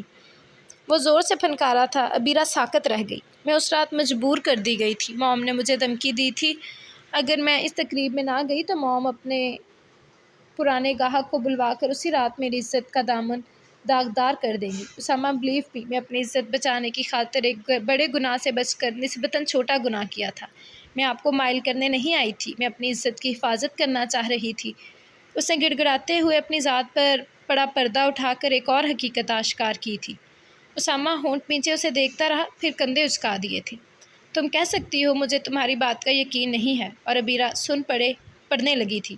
اس کی ماں نے اس کے وجود میں جو سوئیاں گاڑی تھی وہ انہیں اگر کھینچ کر نکال دی پیتی تو فائدہ نہیں تھا، متاثرہ جگہ سے خون کی پھوار نکلتی تھی اور درد میں اضافے کا باعث بنتی تھی۔ میں آپ سے ساری زندگی کچھ نہیں مانگوں گی اسامہ، سوائے اس کے کہ اس چار دیواری اور اپنے نام کا تحفظ مت چھینیں۔ میری صرف یہی ایک بات مان لیں، میں قسم کھا کر کہتی ہوں اگر اللہ نے خودکشی کو حرام نہ کیا ہوتا تو اس زندگی سے میں موت کو گلے لگا کر چھٹکارا پا لیتی۔ بے بسی کا شدید احساس ایک بار پھر اسے رلانے لگا تھا۔ اسامہ کچھ دیر ہونٹ بھیجے خاموش بے تاثر نظروں سے اسے تکتا رہا تھا، پھر وہ واپس پلٹ گیا۔ وہ اسے پرکھنے، اسے آزمانے آیا تھا۔ وہ اس آزمائش میں بھی پوری اتری تھی، مگر اس کے اندر ابھی اتنی گنجائش پیدا نہیں ہو سکتی تھی شاید کہ وہ اسے معاف کر دیتا، اس کی سزا میں تخفیف کر دیتا، اور ابیرہ وہ اس میں خوش ہو گئی تھی کہ اس نے اسے حویلی سے نہیں نکالا تھا، اسے اپنے نام کا مان نہیں چھینا تھا۔ مسز ملک کے تاثرات سے خفگی اور غصہ چھلک رہا تھا۔ ڈرائیور کے ہمراہ وہ حویلی جا رہی تھیں۔ انہوں نے اسامہ کو فون پر گفتگو کرتے سنا تھا۔ وہ ملازم سے مخاطب تھا اور ابیرہ کے متعلق بات کر رہا تھا۔ تب انہیں اندازہ ہوا تھا وہ بدکردار لڑکی اپنی ماں کے ساتھ فرار نہیں ہوئی تھی، بلکہ اسامہ کے قبضے میں تھی۔ اسامہ جو ان کا باوقار، وجیحہ اور شاندار بیٹا تھا، وہ اس کے لیے ہرگز بھی کسی ہلکے کردار کی لڑکی کو قبول نہیں کر سکتی تھی۔ اسامہ کی بیوی ان کی نسل کی امین تھی اور وہ ہرگز کسی گھٹیا لڑکی کو قبول نہیں کر سکتی تھی۔ آج اسامہ کی جو بات چیت سنی تھی اس سے انہیں بخوبی اندازہ ہو گیا تھا کہ اسامہ کے دل میں اس کی گنجائش پیدا ہو رہی تھی۔ وہ اسے ایک کمرے کی حدوں سے نکال کر حویلی میں اپنی مرضی کی زندگی کی اجازت دے رہا تھا۔ آج اگر وہ اسے حویلی میں یہ رعایت دے رہا تھا تو کل واپس اپنے گھر میں بھی لا سکتا تھا، اور یہی انہیں گوارا نہیں تھا۔ کہاں ہے وہ لڑکی جو اسامہ نے یہاں رکھ چھوڑی ہے؟ وہ حویلی پہنچی تھی تو ملازماؤں کو لائن میں حاضر کر لیا تھا، جو مالکن کو اچانک اور غیر متوقع طور پر سامنے پا کر اور غصے میں دیکھ کر فطری گھبراہٹ کا شکار ہو چکے تھے۔ بیگم صاحبہ، وہ لڑکی اندر کمرے میں ہے، ملازم نے گھگھیا کر بتایا تو وہ اسے گھورتی تن فن کرتی کمرے میں آن گھسی۔ وہ سامنے ہی جائے نماز پر بیٹھی تھی، ہاتھ دعا کو پھیلے تھے اور آنکھوں سے آنسو زار و قطار بہہ رہے تھے۔ وہ تلملا سی گئیں۔ ان ڈراموں سے تم اسامہ کو تو متاثر کر سکتی ہو مگر مجھے نہیں، سمجھی تم؟ انہوں نے وحشیانہ انداز میں اسے جائے نماز سے گھسیٹ لیا تھا۔ عبیرہ کی آنکھیں خوف و دہشت سے پھٹ سی گئیں۔ مجھے معاف کر دیں امی، میں مجرم ہوں آپ کی۔ اس کی بات ان کے اٹھے ہوئے ہاتھ کی بدولت ادھوری رہ گئی، پھر وہ ہاتھ رکا نہیں تھا۔ بکواس بند کرو، خبردار جو معافی کا لفظ منہ سے نکالا، تمہاری وجہ سے ہم کسی کو منہ دکھانے کے قابل نہیں رہے۔ وہ زور سے پھنکاری اور اسے بالوں سے پکڑ کر زوردار جھٹکا دیا۔ وہ سنبھلے بنا سر کے بل جا کر گری۔ سر کے پچھلے حصے میں شدید چوٹ آئی تھی، جبھی خون کا فوارہ سا ابل پڑا۔ رحم بیگم صاحبہ، چھوٹی بی بی نہ صرف دوجی سے ہیں بلکہ روزہ دار بھی ہیں۔ ان کے پیر کی زوردار ضرب سے وہ جس طرح تڑپ کر اذیت سے دوہری ہوتی، ملازمہ خاموشی سے یہ تماشا نہیں دیکھ سکی۔ عبیرہ کی رنگت ہر گزرتے لمحے کے ساتھ سفید پڑنے لگی تھی۔ مسز ملک نے تند نظروں سے عبیرہ کو دیکھا تھا، پھر تنفر بھرے انداز میں منہ پھیر لیا۔ روزے اور نماز سے کالے کرتوت نہیں چھپائے جا سکتے، بہرحال جتنی جلدی ہو سکے دفع ہو جاؤ یہاں سے۔ اسامہ کے لیے لڑکیوں کی کمی نہیں ہے، بہتر ہوگا تم بھی اپنی ماں بہنوں کے ساتھ جا کر ان کا کاروبار چمکاؤ۔ ان کے لہجے میں حقارت بھری ہوئی تھی۔ عبیرہ کو سب سے زیادہ تکلیف اسی بات پر ہوئی تھی، جبھی کچھ دیر قبل کی ذلت اور سبکی کے ساتھ تکلیف بھی فراموش کر کے ان کے آگے دونوں ہاتھ جوڑ کر گڑ گڑا پڑی تھی۔ میں بے قصور ہوں، خدا کی قسم میرا یقین کریں، مجھے کچھ نہ دیں، اس گھر سے نہ نکالیں، چاہے ملازم کی حیثیت سے رہنے دیں، آپ کو خدا کا واسطہ ہے۔ زارو قطار رو رہی تھی۔ مسز ملک نے پرسوچ اور جانچتی نظروں سے اسے دیکھا۔ وہ سر تا پا کانپی تھی اور رحم طلب نظروں سے انہیں دیکھتی رہی تھی۔ انہوں نے ہونٹ بیچے اور منہ پھیر لیا۔ سعدیہ، اسے میں یہاں رہنے کی اجازت دے رہی ہوں، مگر یہ یہاں ملازم کی حیثیت سے رہے گی۔ انہوں نے حکم سنایا تھا اور واپس پلٹ گئیں۔ ان کے خیال میں یہ رحم دلی کی انتہا تھی۔ بہت پرتپش اور حبس زدہ شام تھی۔ افطار میں ابھی خاصا وقت تھا۔ اس کے علاوہ وہاں اکثر ملازماؤں کے روزے تھے۔ وہ سحر و افطار میں خود سارا کھانا بنانے کا انتظام سنبھالا کرتی تھی۔ یہ اس کا اچھا سلوک اور نرم رویہ ہی تھا کہ وہاں موجود سب ملازم اس کی عزت کرتے تھے اور اسے مالکن کی حکم عدولی کرتے ہوئے اپنے سے بدتر یعنی مالکوں کی طرح توقیر کیا کرتے، تو وہ شرمندہ سی ہونے لگتی تھی۔ اس نے شربت بنانے کے بعد فریج میں رکھا اور خود پائپ لگا کر صحن میں چھڑکاؤ کرنے لگی۔ تبھی حویلی کے اندرونی دروازے سے اسامہ اندر آیا تھا۔ پائپ عبیرہ کے ہاتھ سے چھوٹ گیا۔ ماں کے بعد بیٹے کے تیور پتہ نہیں کتنے برے ہوتے۔ خوف اس کی رنگت میں زردیاں بھرنے لگا۔ السلام علیکم۔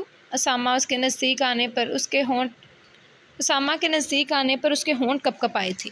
نظریں مجرموں کے انداز میں جھک کر قدموں سے جا ملی تھی۔ وعلیکم السلام، کیسی ہو؟ سوال ہوا تھا اور وہ غیر یقینی سے اسے دیکھنے لگی۔ اتنا مشکل سوال پوچھ لیا ہے کہ یوں خوفزدہ نظر آنے لگو۔ شوہر ہوں تمہارا، سخت وزیلا ٹیچر نہیں۔ اس کا سر تھپک کر وہ خفیف سا مسکرایا۔ عبیرہ کا سکتہ ٹوٹا مگر حیرت ہنوز تھی۔ تم قابل بھروسہ نہیں ہو عبیرہ، مگر میں تمہیں موقع ضرور دینا چاہوں گا۔ پتہ نہیں کیوں مگر میں تم سے دھوکہ کھانے کو بھی تیار ہوں۔ اس کا ہاتھ پکڑ کر وہ اندر لے آیا تھا اور گہرا سانس بھر کے آہستگی سے کہہ رہا تھا۔ عبیرہ کی آنکھیں پانیوں سے بھر گئیں۔ اسے یقین نہیں آ سکا تھا اسامہ نے ہی کہا جو ابھی اس نے سنا۔ ممی بہت خفا ہیں، مگر انہوں نے گنجائش نکالی ہے۔ میں چاہتا ہوں تمہیں یہاں سے نکال سکتا تھا طلاق دے کر، مگر میں ایسا نہیں کر رہا۔ معاف کرنا خدائی وصف ہے اور خدا معاف کرنے والوں کو پسند کرتا ہے۔ میں نہیں جانتا میں اتنا اعلیٰ ظرف کیوں کر بن رہا ہوں اور میں اس اعلیٰ ظرفی پر قائم رہوں گا کہ نہیں۔ تم دعا کرنا میں اس پر قائم رہ سکوں، وہ رسانیت سے کہہ رہا تھا۔ عبیرہ کی آنکھیں چھلک پڑیں۔ وہ کچھ کہنا چاہتی تھی مگر شدت جذبات سے کچھ بولا نہیں گیا۔ آنسو اس کے ہر جذبے کے مظہر بن گئے تھے۔ پیچھے پلٹ کر دیکھوں تو مجھے اپنی زندگی میں کوئی نیکی، کوئی ایسا کام نظر نہیں آتا جو میں نے خالصتاً خدا کے لیے کیا ہو۔ تم کہہ سکتی ہو یہ درگزر، یہ معافی میں نے خدا کی رضا حاصل کرنے کو دی ہے۔ وہ دلوں میں گنجائش نکالنے والا ہے۔ مجھے تمہارے معاملے میں اعلیٰ ظرفی پر قائم رکھے، تم دعا کرو گی نا؟ وہ سوال کر رہا تھا۔ اسی پل فضا میں مغرب کی اذان کی مقدس آواز گونج اٹھی۔ اس نے پوری آمادگی کے ساتھ سر ہلایا تھا۔ اسامہ اس کا ہاتھ پکڑ کر باہر لے آیا، وہاں جہاں سب ملازمین جمع تھے اور روزہ افطار کر رہے تھے۔ اسامہ نے پلیٹ سے کھجور اٹھا کر خود اس کے منہ میں ڈالی تھی۔ آج میرا روزہ نہیں ہے، میں گرمی میں روزہ نہیں رکھتا، مگر کل تو مجھے سحری کے لیے ضرور جگانا، اسے تاکید کر رہا تھا۔ عبیرہ کے دل میں جیسے ڈیر و سکون اتر آیا۔ اس کی ساری دعائیں مستجاب ہوئی تھیں، بلکہ خدا نے اسے اس کی اوقات سے بڑھ کر نواز دیا تھا۔ عید میں ابھی کچھ دن تھے، مگر اسے ابھی سے عید سعید کی خوشخبری مل گئی تھی۔ گپ اندھیرا چٹا تو سنہری دھوپ نے ہر سمت روشنی پھیلا ڈالی تھی۔ ختم شد۔ جی تو یہ تھا ہمارا ناول۔ امید کرتی ہوں کہ آپ کو پسند آیا ہوگا۔ آپ لوگ اپنی رائے کا اظہار ضرور کیجیے گا کہ ناول آپ کو کیسا لگا، کون سا کردار آپ کو اچھا لگا، کون سا کردار آپ کو برا لگا۔ آپ لوگوں کی رائے کا انتظار رہے گا۔ تو اب ہم انشاءاللہ ملیں گے کل، لیکن آپ کو پتہ ہے کہ ابھی میرا جو ہے کیا اسے کہتے ہیں، ناول کا چینل کا نیم میں نے چینج کیا ہے، تو مجھے تھوڑا اسے سیٹل کرنے میں، اس کی ایڈیٹنگ کرنے میں ٹائم لگے گا۔ تو میں ابھی فی الحال شارٹ ناولس ہی پڑھوں گی، تو جلدی انشاءاللہ ہم کوئی لانگ ناول سٹارٹ کریں گے، ایپیسوڈ وائز ناول۔ تو آپ لوگ ضرور بتائیے گا کہ آپ لوگ ایپیسوڈ وائز ناول سننا چاہتے ہیں یا اسی طرح شارٹ ناولس ہی آگے بھی سننا چاہتے ہیں، ٹھیک ہے؟ تو اور چینل جس نے ابھی تک سبسکرائب نہیں کیا، جلدی سے چینل سبسکرائب کر لیں، بیل آئیکن دبا لیں تاکہ ہر آنے والی نئی ویڈیو آپ کو ملتی رہے۔ لائک، کمنٹ اور شیئر کرنا مت بھولیں، ٹھیک ہے؟ اچھا جی، تو باقی جہاں تک کمنٹس کی بات تھی، میں نے آپ لوگوں کو بتایا تھا کہ میری مصروفیات بہت زیادہ ہو گئی ہیں، یونی اوپن ہو گئی ہے، تو مجھے اتنا ٹائم نہیں مل پاتا کہ میں آپ لوگوں کے کمنٹس یہ ویڈیو میں بتا سکوں، دیکھ سکوں، کیونکہ میں ریکارڈنگ پہلے کر کے رکھ لیتی ہوتی ہوں ویکینڈ پہ۔ تو اس وجہ سے میں آپ کو کمنٹس میں جواب تو ضرور دیتی ہوں، لیکن ویڈیو میں ہم نہیں دیکھ سکتے۔ تو میں نے کہا تھا کہ ہم انشاءاللہ ہفتے میں ایک دن سیٹرڈے کو یا سنڈے کو ہم لوگ دیکھ لیا کریں گے کمنٹس۔ تو آج ہم ایک دفعہ کمنٹ سیشن دیکھ لیتے ہیں، پیچھے جو مزے کے کمنٹس مجھے ملتے ہیں، پھر ہم ویڈیو اینڈ کرتے ہیں، ٹھیک ہے؟ تو چلیں ہم کمنٹس دیکھ لیتے ہیں ایک بار۔ اچھا جی، تو چلیں ہم کمنٹ سیشن دیکھتے ہیں۔ سب سے پہلے گوہر عباس کا کمنٹ ہے، بہت ٹچی ایموشنل ناول، زبردست۔ تھینک یو ویری مچ گوہر عباس، آپ کو پسند آیا، مجھے بہت خوشی ہوتی ہے کہ آپ لوگ اپنی رائے کا اظہار کرتے ہیں، آپ لوگ کو ناولز پسند آ رہے ہیں۔ میرے لیے بہت اہمیت رکھتا ہے کہ آپ لوگ مجھے سنتے ہیں اور مجھے پسند کرتے ہیں، thank you very much. Next ہے Shiman, I think Shiman Nazir, novel was very good, thank you very much Shiman, آپ کو ناول اچھا لگا، بہت خوشی ہوئی، آگے بھی اپنی رائے کا اظہار کرتے رہیے گا۔ نیکسٹ ہے سائم عارف، زبردست، تھینک یو ویری مچ سائم عارف، بس آپ لوگ مجھے ایسے ہی اچھا رسپانس دیتے رہیں تو آپ کو انشاءاللہ آگے مزے کے ناولز ملتے رہیں گے۔ نیکسٹ ہے جی گوہر عباس، اگین امیزنگ، بہت ہی خوبصورت، تھینک یو ویری مچ گوہر عباس کہ آپ لوگوں کو پسند آیا۔ آپ لوگوں کی رائے میرے لیے بہت اہمیت کی حامل ہے، اور آپ لوگوں کی رائے کی وجہ سے ہی مجھے ہمت ملتی ہے کہ میں آگے بھی ریکارڈنگ کرتی رہوں، تو آپ لوگ آگے بھی اپنی رائے کا اظہار کرتے رہیے گا، انشاءاللہ آپ کو مزے کے ناولز ملتے رہیں گے۔ نیکسٹ ہے شیہا پتہ نہیں، آئی ڈونٹ نو یار، سحر، اچھا سوری، سحر جاوید ہے ان کا نام، کہہ رہی ہیں I am new at your channel, oh most welcome dear, most welcome, آپ کا سواگت ہے۔ اور ہمارے دیکھ لو، ہم نا اتنا وہ اپنا کلچر چھوڑ چکے ہیں کہ ابھی مجھے خوش آمدید، وہ مجھے سواگت یاد آ رہا ہے لیکن خوش آمدید میرے ذہن میں نہیں آ رہا، تو خوش آمدید، موسٹ ویلکم آپ کا ہمارے channel per. And I must سے آپ بہت اچھی اسٹوریز پریزنٹ کرتی ہیں، تھینک یو ویری مچ سحر کہ آپ کو پسند آئی، انشاءاللہ آگے بھی آپ کو مزے کی اسٹوریز ملتی رہیں گی، آپ بس اپنی رائے کا اظہار ضرور کرتی رہیے گا۔ اور آپ لوگوں کی، میں کہتی ہوں آپ لوگ کا کمنٹس میری طاقت ہیں، آپ لوگوں کی کمنٹس کی وجہ سے ہی میں آپ لوگوں کے لیے اتنے مزے کے ناولز ڈھونڈ پاتی ہوں اور فل انرجیٹک ہو کر ریکارڈنگ بھی کرتی ہوں، تو انشاءاللہ آگے بھی آپ کو مزے کے ناولز ملتے رہیں گے، تو stay tune with me. Next ہے جی سنیلا، آئی تھنک سو ان کا نام سنیلا مجیب ہی ہے، انہوں نے دل دیا، تھینک یو ویری مچ سنیلا۔ آگے عمران خان آئے ہیں بھائی، high I am new, nice episode sister, most welcome dear, most welcome and thank you very much کہ آپ کو پسند آیا، آپ لوگوں کی رائے میرے لیے بہت اہمیت کی حامل ہے، آگے بھی اپنی رائے کا اظہار کرتے رہیے گا۔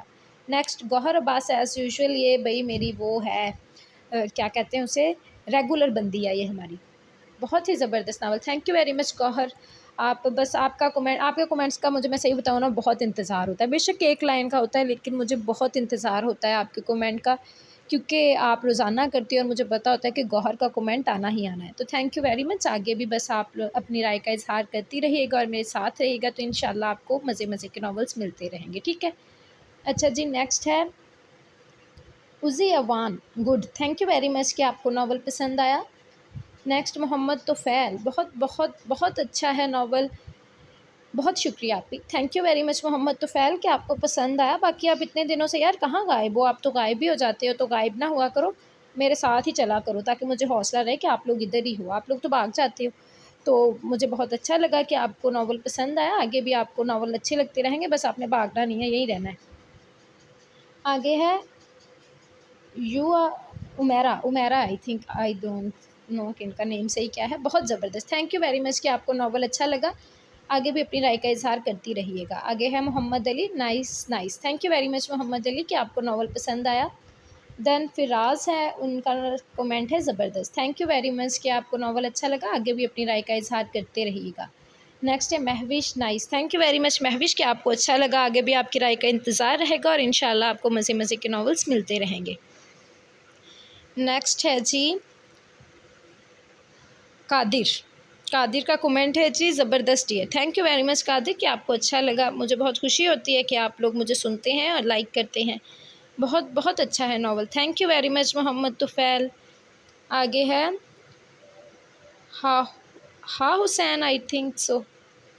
سچ a heart touching novel, great, happy and lovely ending. Thank you very much. آپ کو اچھا لگا. مجھے بہت خوشی ہوئی کہ آپ نے کمنٹ کیا اور آپ کا کمنٹ مجھے بہت مزے کا لگا. اینڈ تھینک یو ویری مچ. اور آگے بھی ایسے ہی میرے ساتھ جڑے رہیے گا. آپ کو انشاءاللہ مزے مزے کے اور انٹرسٹنگ ناول ملتے رہیں گے. ٹھیک ہے. نیکسٹ ہے Gohar Abbas. Interesting novel. Thank you very much Gohar. M Asim. Thank you, but یہ تو میں نے پہلے سے پڑھا سنا ہوا ہے، but thank you so much dear lady. It's okay یار. آگے آپ کو مزے مزے کے ناولس میں دیتی رہوں گی، بس آپ میرے ساتھ جڑے رہیں. آپ نے پہلے پڑھا ہے تو اٹس اوکے، ہم کوئی نیا ڈھونڈ لیں گے آپ کی ڈیمانڈ کے مطابق. ویسے مجھے پتہ ہے آپ نے بنی بیسڈ ناول کی ڈیمانڈ کی تھی، اور وہ میں نے ریڈ ایک اور بھی کیا تھا بنی بیسڈ نہیں، سوری، حلالہ بیسڈ. تو میں نے ایک اور ناول بھی ریڈ کیا تھا حلالہ بیسڈ، لیکن ابھی میں کچھ اور سرچنگ پر لگی ہوئی ہوں. میرے ذہن میں ایک ہے حلالہ بیسڈ ناول، تو انشاءاللہ میں وہ جلد وہ ناول بھی ریڈ کروں گی. ٹھیک ہے. اچھا 1 منٹ یار، اذان ہو رہی ہے، اذان ہو جائے میں پھر ریکارڈ کرتی ہوں. اچھا جی، next again M Asim. One of the most saddest whiny novel I had ever listen, almost badly want to more one sadness and curing rich. Thank you very much یار. آپ کو پسند آتا ہے اور میرے لیے یہ بہت اہمیت رکھتا ہے کہ آپ کو، میں اگر آپ لوگوں کے لیے کوئی کلیکشن ڈھونڈتی ہوں، ریڈ کرتی ہوں، تو آپ کو پسند آتی ہے. تو آگے بھی اپنی رائے کا اظہار کرتے رہیے گا. ٹھیک ہے. آگے ہے Urdu novel. Nice. Thank you very much کہ آپ کو پسند آیا. Next again M Asim.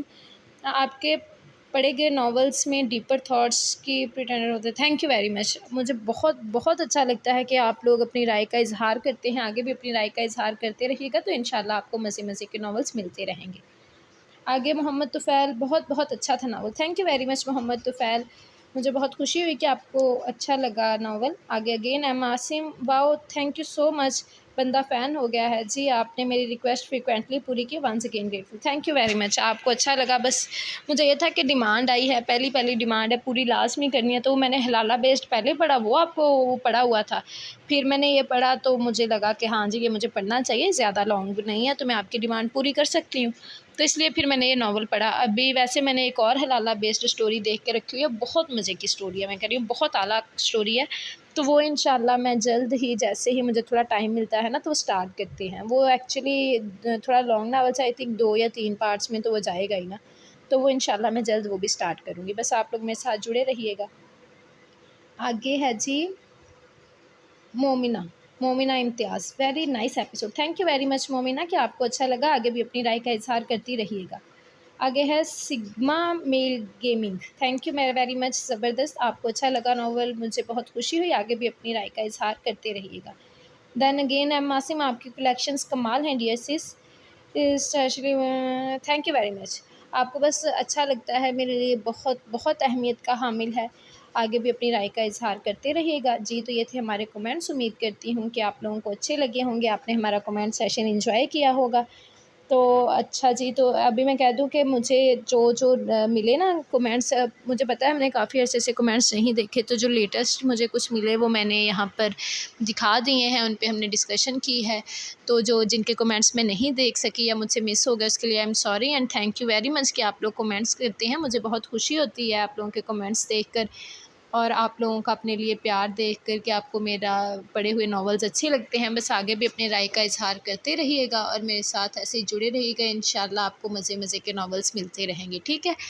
اچھا جی، تو اس کے علاوہ کچھ بیڈ کومنٹس بھی آئے ہیں، میں نے پڑھے ہیں اور میں نے ایک کان سے سن کے دوسرے کان سے نکال دیے ہیں، اور سمجھ لو میں نے آنکھوں سے دیکھ کے آنکھیں بند کر لی ہیں۔ میں نے کہا نہیں جی، ان پہ کان نہیں دھرنے، جہاں اتنے لوگ پیار دے رہے ہیں وہاں کچھ اپنا آپ بھی تو دکھائیں گے نا۔ وہ کہتے ہیں نا بات وہیں ہوتی ہے جہاں کوئی بات ہوتی ہے، تو وہ کرتے رہیں باتیں۔ انہیں میں یہی کہوں گی کہ آپ لوگوں کی دال نہیں یہاں گلنے والی، میں کام کرتی ہوں تو میں کرتی رہوں گی، اور اس کے علاوہ آپ لوگ مجھے میرے کام سے ہٹا نہیں سکتے۔ میں اپنے سننے والوں کو، اپنے لسنرز کو مزے مزے کے ناولز ایسے ہی دیتی رہوں گی، تو آپ لوگ جو مرضی بولتے رہو، آئی ریئلی ڈونٹ کیئر یار۔